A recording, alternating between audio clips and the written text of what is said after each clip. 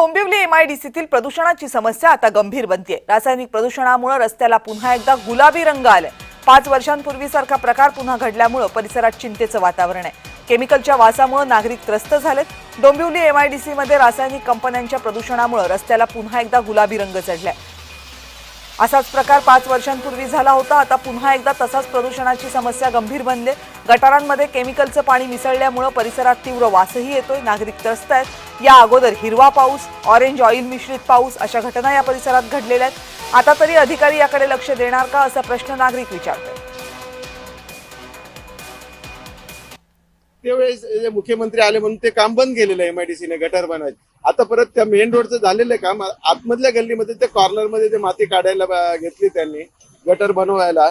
मग परत तिथे आता तीच माती जे कॉर्नरची माती आहे ती परत आता बाहेर आली आणि ते आता हे लोक डंपरमध्ये घेऊन बाहेर चालले। याच्यात जे ते माती आहे ती कलरमध्ये जे पहिले झालेली आहे 2020 मध्ये जे कलर पाणी आलेलं आहे तेच पाणी अजून त्या कॉर्नरवर जमिनीमध्ये जे गेलेले ते आता ती माती बाहेर काढली म्हणून ते परत बाहेर आले आहे। आणि याच्यात ते जे हार्मफुल सारखं त्याच्यात काही नाही। ते कलर आपण जे तोंडावर आपण होळीमध्ये लावतो गुलाबी कलर रोडामेंट तोच कलर येतो।